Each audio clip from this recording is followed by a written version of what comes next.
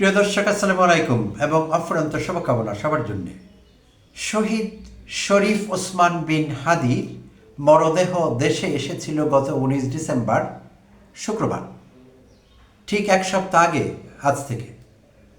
আর শনিবার 20 ডিসেম্বর ঢাকার সংসদ ভবনের দক্ষিণ প্লাজায় লক্ষ লক্ষ লোকের উপস্থিতিতে তার নামাজে জানাজা অনুষ্ঠিত হয় এবং সেই দিনই তাকে সমাহিত করা হয় ঢাকা বিশ্ববিদ্যালয় এলাকায় জাতীয় কবি কাজী নজরুল ইসলামের সমাধিস্থলে।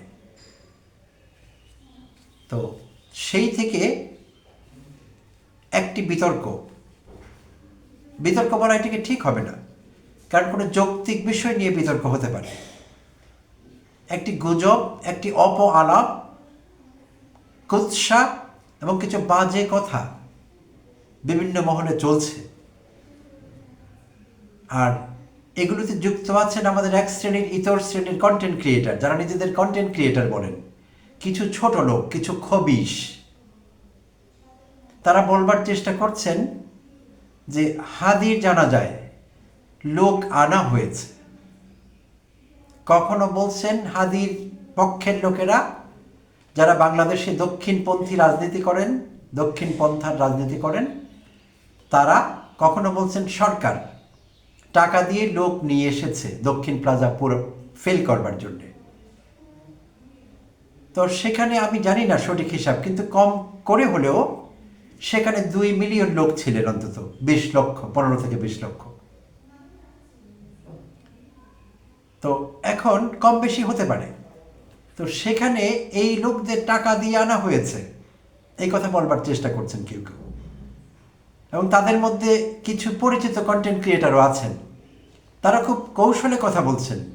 অসভ্য ইতরেরা যেটি করে, জঘন্য একটি কথা বলবে, জঘন্য একটি থাম্বনেইল দেবে, দিয়ে বলবে লোকে বলছে। এটা কোন লোক? এটি কোন লোকে বলেছে বাজে কথা, এই নোংরা কথা? তারা কিন্তু বলতে পারবে না। লোকে বলছে, কোন লোক জানা যাচ্ছে না, লোকের নাম নেই, রেফারেন্স নেই। পাগলে কিনা বলে ছাগলে কিনা খায়। তো যে কোনো কথাই লোকে বলছে, বিশ্লেষকরা বলছেন, এই কথা বলে চালিয়ে দেওয়া হচ্ছে। জঘন্য কথা, যেই কথায় দেশে গৃহযুদ্ধ শুরু হতে পারে, মারামারি শুরু হতে পারে, এই কথা তারা চালিয়ে দিচ্ছেন লোকের নাম দিয়ে, বিশ্লেষকদের নাম দিয়ে।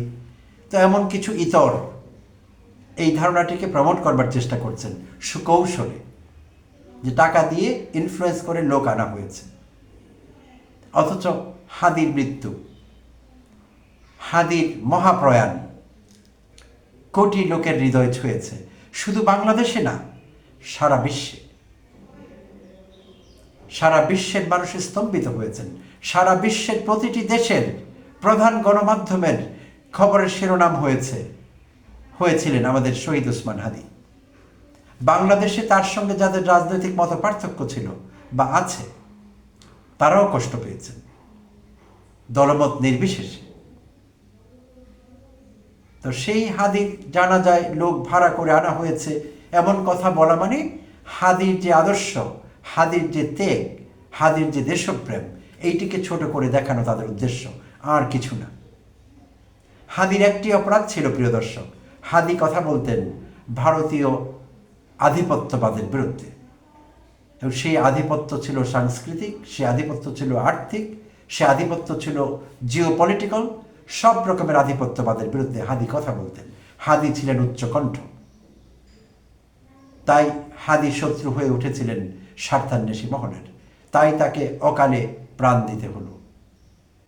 তো সেই হাদির মৃত্যুকে অনেকেই কলঙ্কিত করবার চেষ্টা করছেন, সেখানে ষড়যন্ত্র খুঁজছেন, সেখানে ভাড়া করা লোক দিয়ে হাদিকে গ্লোরিফাই করবার চেষ্টা করা হচ্ছে, এই আলাপ তুলছেন। এটি এক ধরনের অসভ্যতা, চূড়ান্ত অসভ্যতা। নিন্দা করবার ভাষা আমার জানা নেই। তো সব বিষয়ে আমরা এই অসভ্যতা দেখি। এমন আলাপও কেউ কেউ পেরেছিলেন যে অন্তর্বর্তীকালীন সরকারের প্রধান উপদেষ্টা অধ্যাপক ডক্টর মোহাম্মদ ইউনূস হাদিকে মারিয়েছেন, এমন কথাও আমরা দেখেছি। কিছু অসভ্যকে এমন কন্টেন্ট করতে দেখি, থাম্বনেইলে এমন বার্তা ঘুরে বেড়ায় অনলাইনে, ইউটিউবে। ভয়ঙ্কর আলাপ, এর চাইতে লাম্পট্য, বদমাইশি, মিথ্যাচার আর কিছুই হতে পারে না। কিছু ভিউর জন্য এরকম করা যায়? কারা এরা অনলাইনে? অসভ্য ছোট লোকে ইউটিউব ছেয়ে গিয়েছে, ইউটিউবে ঢোকা যায় না, এরকম একটা অবস্থা। তো এই হলো একটি বিষয়। আবার আরেকটি বিষয় নিয়ে আরেক পক্ষকে বিতর্ক তৈরি করতে দেখা গেল। এটিকে বিতর্ক বলা যাবে এখন যে বিষয়টি নিয়ে কথা বলছি।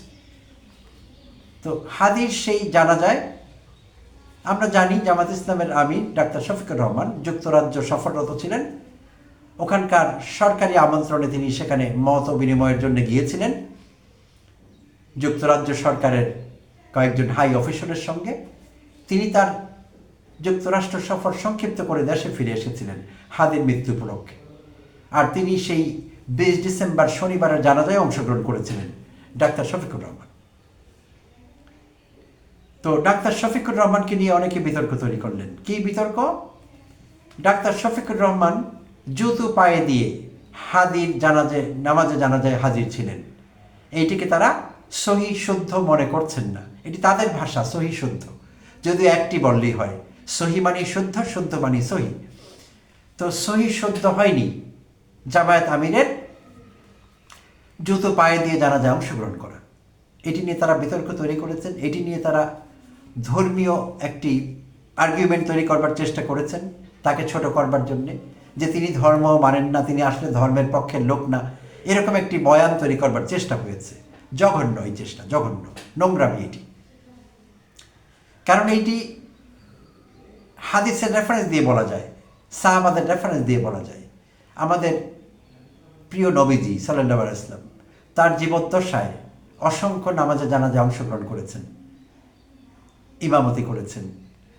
তো সেগুলোতে দেখা গিয়েছে দুই রকমের চিত্র। কখনো কখনো তিনি জুতো পায়ে দিয়েও করেছেন, কখনো কখনো খালি পায়েও করেছেন। দুটো চিত্রই সেখানে দেখা গেছে। আর এইখানে একটি রেফারেন্সও দেওয়া যেতে পারে। আব্দুল্লাহ ইবনে ওমর রাদিয়াল্লাহু তাআলা আনহু বর্ণনা করেছেন যে তিনি দেখেছেন যে রাসূল কখনো সাল্লাল্লাহু আলাইহি ওয়াসাল্লাম খালি পায়ে, কখনো জুতো পায়ে নামাজে জানাজায় অংশগ্রহণ করছেন।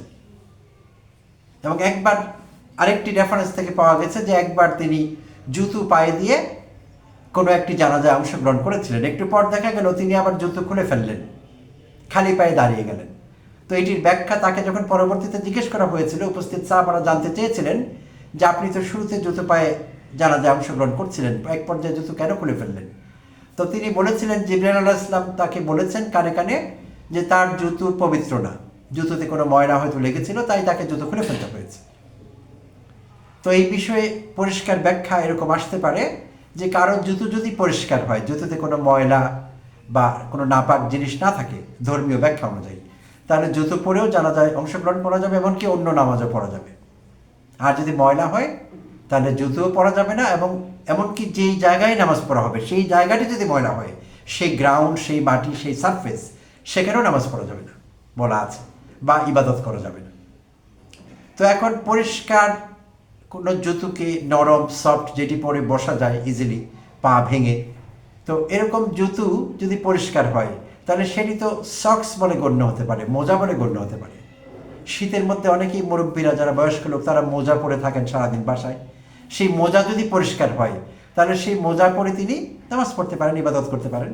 আজকাল মোজার মতো সফট কতগুলো জুতো বেরিয়েছে, যে এগুলোকে ফোল্ড করা যায়, এরকম ফ্লেক্সিবল খুবই। তো সেই জুতো আর মোজার মধ্যে তেমন পার্থক্য নেই। তো সেটি যদি পরিষ্কার থাকে তাহলে সেই জুতো জোড়া পরে মাটিতে, সেখানে দক্ষিণ প্লাজা সংসদ ভবনের মাটি, সারফেস, গ্রাউন্ড, সেখানে তিনি নামাজ পড়েছেন। তো সেইটি নিয়ে কারো কারো দৃষ্টি আকৃষ্ট হয়েছে। আমি একটি পত্রিকায় তার পায়ের অংশবিশেষ ছবিও দেখলাম, যেহেতু পায়ে দিয়ে আছেন, ছোট্ট ছবি সেখানে দেয়া আছে। তো কারা করছে এগুলো? হ্যাঁ, কারো কারো জামায়াত বিরোধিতা থাকতে পারে, এটি আমি কিছু মনে করি না, কারণ এটি রাজনৈতিক, জামায়াত অনেকেরই রাজনৈতিক প্রতিপক্ষ, তাকে নিয়ে কথা হতে পারে, ডাক্তার শফিকুর রহমানকে নিয়ে জামায়াতের রাজনীতি নিয়ে প্রশ্ন থাকতে পারে কারো, সেটি আলাদা হিসাব। কিন্তু জামায়াতের আমির জুতো পরে কি জুতো খুলে নামাজে অংশগ্রহণ করলেন, এই ধর্মীয় শিক্ষা তাকে দেবার দুঃসাহস লোকেরা দেখাচ্ছে। তো এইটিকে আমি জোচ্চুরি মনে করছি এক ধরনের। আসলে যারা এই চেষ্টা করছেন তারা ধর্ম সম্পর্কে কতটুকু জানেন, আদৌ পড়াশোনা আছে কিনা, 5 ওয়াক্ত নামাজে যেই সূরা পড়েন সেগুলো কি পড়েন জানেন কিনা আদৌ, যথেষ্ট সন্দেহ আছে। ছোট ছোট ধর্মীয় ইস্যুতে দেখা যাচ্ছে বিতর্ক তৈরি করা হচ্ছে, সন্দেহ, উদ্বেগ, উৎকণ্ঠা তৈরি করছে সেগুলো, এবং সেগুলো নানা রকম ফেতনা ফাসাদ তৈরি করছে সমাজে। তো এইসব লোক থেকে আমাদের দূরে থাকতে হবে এবং সাবধানে থাকতে হবে। তো আবারও নিন্দা করছি হাদির জানাজার সংখ্যা নিয়ে, লোক সংখ্যা নিয়ে, এবং লোক সমাগম ঘটানো হয়েছে কৃত্রিমভাবে। এই বয়ানটি যারা তৈরি করছেন তাদের প্রতি আবারও নিন্দা জ্ঞাপন করে এপিসোড শেষ করছি। প্রিয় দর্শক, ধন্যবাদ সবাইকে, ভালো থাকবেন।